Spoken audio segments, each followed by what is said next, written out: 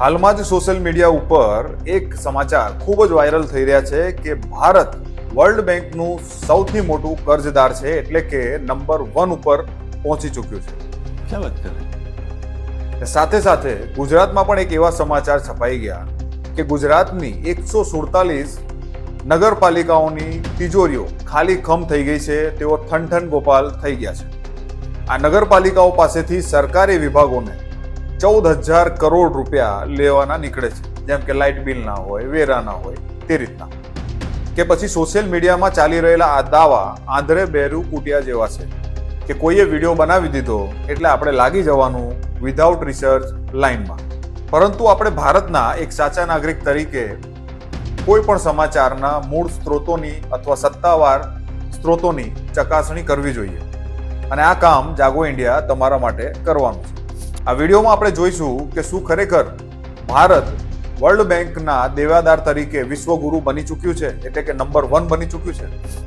ભારત પર સત્તાવાર રીતે આંતરિક અને બાહ્ય ટોટલ કેટલું દેવું છે, 2014માં ભારત પર કેટલું દેવું હતું અને 10 વર્ષના વિકાસકાળ બાદ કેટલું દેવું થયું, દેવું વધ્યું કે ઘટ્યું, ભારત સરકાર ઉપર આ દેવું વધવું એ સારી વાત છે કે ખોટી વાત છે, અને શું છે એ ક્રાંતિકારી સ્ટેપ્સ જે તાત્કાલિક ધોરણે લેવાથી એટલીસ્ટ ભારતનું દેવું વધતું અટકી શકે છે. તમે જોઈ રહ્યા છો જાગો ઇન્ડિયાની યુટ્યુબ ચેનલ, અને હું દીપેનસિંહ તમારું સ્વાગત કરું છું આપણી ચેનલમાં.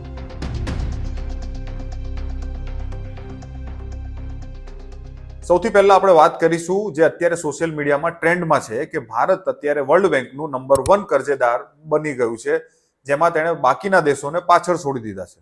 તો આ સમાચારની પુષ્ટિ કરવા માટે આપણે ખરેખર વર્લ્ડ બેંકના જે સત્તાવાર આંકડા છે તેની ચકાસણી કરવી જોઈએ, પણ લાગે છે કે કોઈ પણ વ્યક્તિએ આ પ્રકારની ચકાસણી કરી નથી અને આડેધડ વિડીયો બનાવવા લાગી ગયા છે. અને એમણે સમજવું જોઈએ કે આ પ્રચાર કરવામાં એકચ્યુઅલી આપણે આપણા દેશનું જ ખરાબ કરી રહ્યા છે. छोड़ो यार, डूब गए, कुछ होगा नहीं. अरे भगवान बचाए भाई, पता नहीं पिछले जन्म में क्या पाप किए हम हिंदुस्तान में पैदा हुए. હવે આ દાવાને ચકાસવા માટે આપણે વર્લ્ડ બેંકની જે સત્તાવાર વેબસાઇટ છે તેમાં ગયા છે, અને ત્યાં 2023 સુધીના જ આંકડા આપેલા છે. વર્લ્ડ બેંકે 2024ના આંકડા હજુ આપવાના બાકી છે, જેના આધારે વર્લ્ડ બેંક પાસેથી જે વિવિધ સંસ્થાઓ છે, જેમ કે IBRD, IDA, IMF, PNG, PPG, SDR જેવી સંસ્થાઓમાંથી ભારતે ટોટલ જે વર્લ્ડ બેંકના અંદરમાં કામ કરે છે એની પાસેથી લગભગ કેટલા રૂપિયા લીધા છે તેનો આંકડો એમાં સ્પષ્ટ આપેલો છે, અને આ આંકડો છે કુલ 57.40 લાખ કરોડ રૂપિયા, અને આ આંકડો 2023નો છે. હવે સમજીએ કે શું આ આંકડાના આધારે, આ ડેટાના આધારે ભારતનો વર્લ્ડ બેંકના કર્જદાર તરીકે નંબર 1 છે કે નહીં? તો આનો જવાબ ના છે. એકચ્યુઅલી ભારતનો નંબર 13મો છે. સૌથી મોટું જો કર્જદાર હોય વર્લ્ડ બેંકનું તો તે ચાઇના છે. હું તમને ટોપ 10 દેશોના નામ જણાવું છું, જેમાં સૌથી પહેલું ચાઇના, અમેરિકા, પછી UK, પછી France, Germany, Japan, Netherland, Italy, અને 10મા નંબર પર સ્પેન છે. ભારતનો નંબર 13મો છે.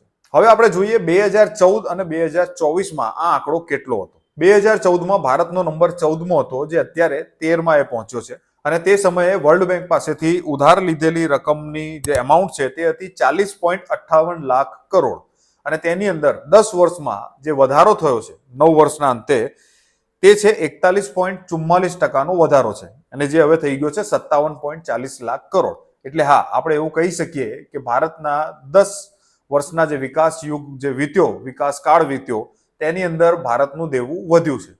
એટલે આને વિકાસ તો ન જ કહેવાય. યાદ રખેંગે. હવે બીજો મુદ્દો સમજીએ કે ભારત ઉપર કુલ દેવું કેટલું છે. આ તો માત્ર વર્લ્ડ બેંકનું દેવું છે. ભારતને પોતાના આંતરિક દેવા પણ હોય છે અને બાહ્ય દેવા પણ હોય છે. તો આ બંને દેવા મળીને કેટલા છે?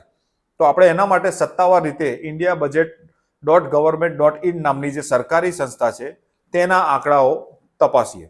આ આંકડા પરથી આપણે સમજી શકીએ છીએ કે 31 માર્ચ 2025ના રોજ 181,74,284 કરોડ રૂપિયાનું દેવું ભારત ઉપર છે. આ એ આંકડા છે જે સરકારે આપ્યા છે, એ આંકડા નથી જે સરકારે છુપાવ્યા છે.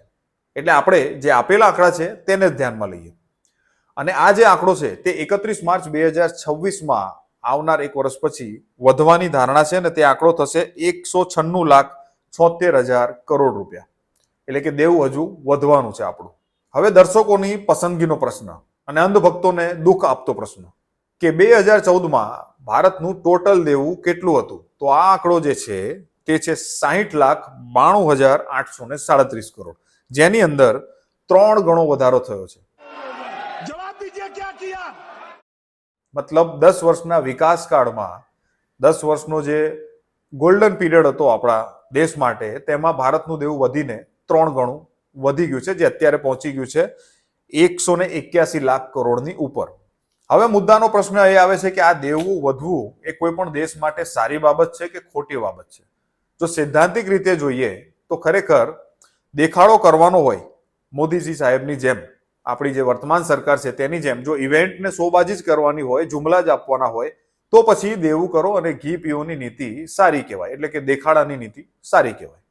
પણ જો ઇકોનોમિકલ જે સિદ્ધાંત છે, ફાઇનાન્સના જે સિદ્ધાંત છે તેના આધારે જોઈએ તો વધતું દેવું એ વિકાસ તો ના જ કહેવાય. કારણ કે વિકાસ બે પ્રકારના હોય. એક પાયાગત વિકાસ, જેને આપણે ફંડામેન્ટલ ડેવલપમેન્ટ કહી શકાય, જે એકચ્યુઅલી લાંબા ગાળાનો વિકાસ છે. આજે તમે એના ઇમ્પ્લિમેન્ટ ચાલુ કરો તો એ આગળ જઈને 10, 20, 25 વર્ષ પછી એનું ઇમ્પેક્ટ આપવાની ચાલુ કરે છે. જેનો સેમ જે સિદ્ધાંતનો ઉપયોગ કર્યો છે ચાઇનાએ. 1985માં આપણે અને ચાઇના એક જ જગ્યાએ હતા. આજે ચાઇનાની જે પાયાગત સુવિધા પર એણે વિકાસ કર્યો તેનું રિઝલ્ટ આપણે અત્યારે જોઈ રહ્યા છીએ. એ આપણા કરતા 50 વર્ષ આગળ ચાલે છે. અને બીજો પ્રકાર છે દેખાડાનો ભ્રામક વિકાસ. આ વિકાસ શોર્ટ ટર્મ હોય છે, ટૂંકા ગાળાનો હોય છે, માત્ર સત્તા ટકાવવા પૂરતો હોય છે કે જેટલો સમય સત્તા અને ખુરશી છે લૂંટી લો, ભેગું કરી લો, જેટલું થાય એટલું કરી લો. હવે આ દેખાડાના વિકાસનું પરિણામ શું આવે? તો આ સમાચાર જોઈ લો જે ગુજરાત સમાચારમાં છપાયા હતા. આ સમાચાર મુજબ ગુજરાતની 147 નગરપાલિકાઓ ઠનઠન ગોપાલ થઈ ચૂકી છે. તેમના તિજોરીમાં ખાલી જગ્યા વધી ગઈ છે ને ઉંદરડા ફરતા હોય તેવું લાગી રહ્યું છે. અને હવે તેમની પાસે કરવા માટે માત્ર એક જ કામ છે. एक ही काम, झूठ बोलो, झूठ बोलो, झूठ बोलो, बार बार बोलो, बार बार बोलो, बार बार बोलो, हर जगह पे बोलो और जोर जोर से बोलो. આ નગરપાલિકાઓ પાસેથી સરકારી વિભાગોને 14,000 કરોડ રૂપિયા લેવાના થાય છે. તો તમને એમ પ્રશ્ન થશે, તો પછી સરકાર આની પાસેથી ઉઘરાણી કેમ નથી કરતી? એનું કારણ છે ને ભાઈ, જો ઉઘરાણી કરે તો પછી સત્તા હાથમાંથી જાય. ભાજપને અત્યારે સત્તા ટકાવી રાખવાની છે. કાલે ઉઠીને કોંગ્રેસ આવશે તો એ પણ આ જ કરશે. જાગવાનું આપણે છે સાહેબ. હવે મહત્વનો પ્રશ્ન કે જો દેશનું દેવું ઘટાડવું હોય તો તાત્કાલિક ધોરણે શું પગલાં લેવા જોઈએ? આ પગલાં ખૂબ ક્રાંતિકારી છે અને આના માટે 56ની છોડો 500 ઇંચની છાતી જોઈએ. આમની પાસે તો 5 ઇંચની બી નથી. ખાલી વાતોના વડાપાઉં કરવાના છે, જૂઠું બોલવાનું છે, જુમલા આપવાના છે. તો તાત્કાલિક ધોરણે જે પગલાં લેવા જોઈએ તેમાં પહેલું પગલું છે કે વોટની ખરીદી બંધ કરવી જોઈએ, જે યોજનાઓના મારફતે અત્યારે થઈ રહી છે. તમે જોયું હશે કે કિસાનોના ખાતામાં 6,000 રૂપિયા, બેરોજગારના ખાતામાં 2,000 રૂપિયા, હમણાં બિહારમાં જ લાખો મહિલાઓના ખાતામાં 10,000 રૂપિયા જમા કરી દેવામાં આવ્યા. આ છે ભ્રષ્ટાચારનો ઓફિશિયલ તરીકો, જેમાં તમે ખુલ્લેઆમ રિશ્વત આપો છો એક યોજનાના બહાના હેઠળ. अभी एक साथ इन सभी 75 लाख बहनों के बैंक अकाउंट में 10-10 हजार रुपए भेजे गए हैं. આને એકચ્યુઅલી કેશ ડોલ કહી શકાય, જે ખાતામાં આપવામાં આવે છે. અને બીજેપીની જ ભાષામાં કહીએ તો આને રેવડી કહેવાય, મફતની રેવડી. भारत की राजनीति में आ रही एक विकृति से सावधान भी करना चाहता हूं. ये विकृति है शॉर्टकट की राजनीति की. ये विकृति है राजनीतिक स्वार्थ के लिए देश का पैसा लुटा देने की. ये विकृति है करदाताओं की गाढ़ी कमाई को लुटा देने की. शॉर्टकट अपनाने वाले ये राजनीतिक दल, ये राजनीतिक नेता देश के हर करदाता के सबसे बड़े दुश्मन है. ये तो लेने के देने पड़ गए. સ્ટેપ નંબર 2, નકામી દેખાડા કરવા માટેની યોજનાઓ ચાલુ જ ના કરવી. જેમ કે બુલેટ ટ્રેન. અહીંયા જે લોકલ ટ્રેન છે એનો તમે સંભાળી નથી શકતા અને લાવી દેવી છે તમારે બુલેટ ટ્રેન. તો આને કહેવાય દેખાડાની યોજનાઓ, જે સરકારના પૈસા બગાડે છે. સોરી, જનતાના પૈસા બગાડે છે. સ્ટેપ નંબર 3, સરકારી ભથ્થા, ફાલતુ ખર્ચ બંધ કરી દેવા જોઈએ. જેમ એસી વાળી ઓફિસો, ગાડીઓની સુવિધા, મફતનું ખાવાનું, રહેઠાણો મફતના, જે મફતના ભાવની સુવિધાઓ આપવામાં આવે છે તે તાત્કાલિક ધોરણે બંધ કરી દેવી જોઈએ. સરકારી નોકરી કરવી હોય, જનતાના સેવક બનવું હોય, જનતા માટે કામ કરવું હોય તો આ બધું છોડવું પડશે એવી સ્પષ્ટ સૂચના સરકારે જનતાની બહુમતીથી લાગુ કરી દેવી જોઈએ. इस सज्जन को क्या तकलीफ है भाई, क्या तकलीफ है इनको? સ્ટેપ નંબર 4, જે પણ યોજના અત્યારે ચાલી રહી છે એને તાત્કાલિક ધોરણે પૂરી કરવી જોઈએ. નવી યોજના બંધ અને જે રનિંગ એક્ઝિસ્ટિંગ યોજનાઓ છે તેના ઉપર કામ કરીને એને પતાવી જોઈએ.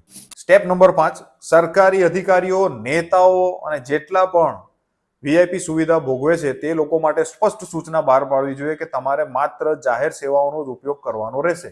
એટલે કે બસ, ટ્રેન, જે પણ જાહેર સુવિધા, સર્કિટ હાઉસ, આ જ વાપરવાનું. કોઈ જાતની એક્સ્ટ્રા તમને ફેસિલિટી આપવામાં નહીં આવે. જેટલી બી ગાડીઓ છે સરકારી, ઇનોવાઓ મોંઘી મોંઘી, એ બધી એક્સપોર્ટ કરી દો, વેચી નાખો અને એ રૂપિયા સરકારી તિજોરીમાં જમા કરાવી દો. તમારે જ્યાં જવું હોય તે ઓલા ઉબર કરાવો અને એનો હિસાબ મહિને થાય તમારે સરકારમાં મૂકી દેવાનો અને એ પૈસા લઈ લેવાના. સીધી વાત છે. क्या बात है सर, क्या बात है सर, क्या बात, ये बात है. સ્ટેપ નંબર 6, જેટલી બી કંપની તમે વેચી ખાધી છે આટલા વર્ષમાં એ બધી જ પબ્લિક સેક્ટરની કંપની જે પ્રાઇવેટને વેચી છે તે પાછી ખરીદવામાં આવે અને પબ્લિક સેક્ટરને વધારવામાં આવે. જેનાથી થશે શું? એ થશે કે જે પણ નફો છે કંપનીનો એ શેઠિયાઓના ખાતામાં નહીં જાય અને એ શેઠિયાઓ પોતાની લક્ઝરી પાછળ નહીં વાપરે. કારણ કે અત્યારે જોયું હશે, એક સમાચાર આવ્યા હતા કે જેમાં સાફ લખ્યું છે કે પ્રાઇવેટ પ્લેયરો અત્યારે સરકારમાં અથવા તો ભારત દેશમાં ઇન્વેસ્ટ નથી કરી રહ્યા કારણ કે માહોલ સારો નથી. અરે મૂર્ખાઓ, તમે જે દેશમાંથી કમાયા છો એ જ દેશને તમારે ઇન્વેસ્ટ કરવામાં બી તમારે માહોલ જોવો પડે છે.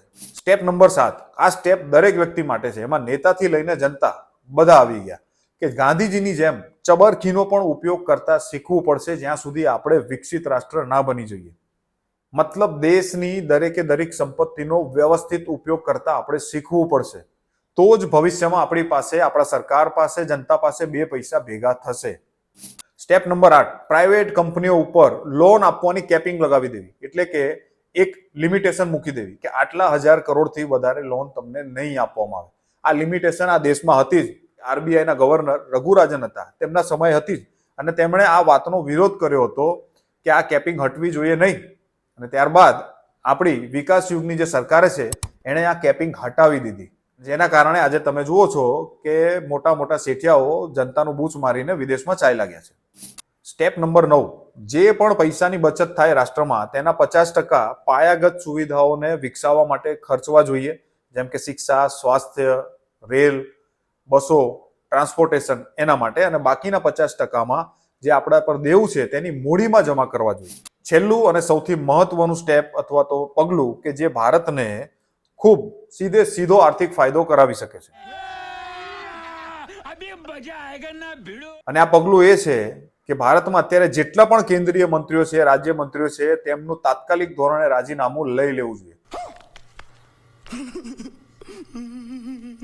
અને તેમના સ્થાને જે તે વિભાગના જે જાણકાર વ્યક્તિ હોય, જેમ કે ડોક્ટર, પ્રોફેસર, શિક્ષકો, જે એના રિસર્ચર, જે એ વિભાગના જાણકાર છે, તેમની નિયુક્તિ તાત્કાલિક ધોરણે કરવી જોઈએ જો રાષ્ટ્રનો સાચો વિકાસ કરવો હોય તો.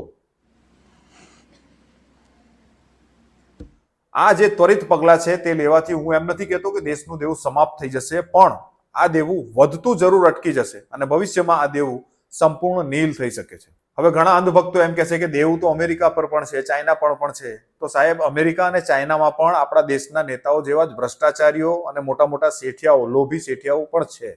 આ દેવું એના જ કારણે હોય છે. પણ ફરક એટલો છે કે ત્યાંની જનતાને પાયાગત સુવિધાઓ મળે છે અને આપણી જનતાનું લોહી ચૂસી લેવાય છે. અને હા, આ ઉપાયો ચેટ જીપીટી પરથી એઆઈ વાપરીને કાઢેલા નથી. આ ઉપાયો આપણા જે ઘડિયાઓ જે આપણને નોલેજ આપી ગયા હતા, નૈતિકતાનું સિદ્ધાંતો આપી ગયા હતા, એના આધારે, એમના અનુભવના આધારે આ ઉપાયો જે સમાજમાં કોઈ પણ ખરાબ પરિસ્થિતિમાંથી નીકળવા માટે વાપરવા જોઈએ. તો હવેથી કોઈ પણ સોશિયલ મીડિયા સમાચારને સમજતા પહેલા જાણજો કે તેણે રિસર્ચ પ્રોપર કર્યું છે કે નહીં, અથવા તમે એ રિસર્ચ કરી લેજો, કારણ કે સવાલ દેશનો છે, દેશના સન્માનનો છે. તમારું શું માનવું છે કે શું આવા પગલાં હાલના જે કહેવાતા વિશ્વગુરુ નેતા છે એ લઈ શકે કે ના લઈ શકે, અને શું જનતાએ આવા પગલાં લેવા માટે આ નેતાઓને મજબૂર કરવા જોઈએ કે નહીં? કોમેન્ટ કરીને જરૂર જણાવજો. ફરી મળીશું એક નવા ટોપિક સાથે. ત્યાં સુધી જય હિન્દ. मजा आया और मैं ये जो मजा है हिंदुस्तान के हर व्यक्ति को देना चाहता हूं।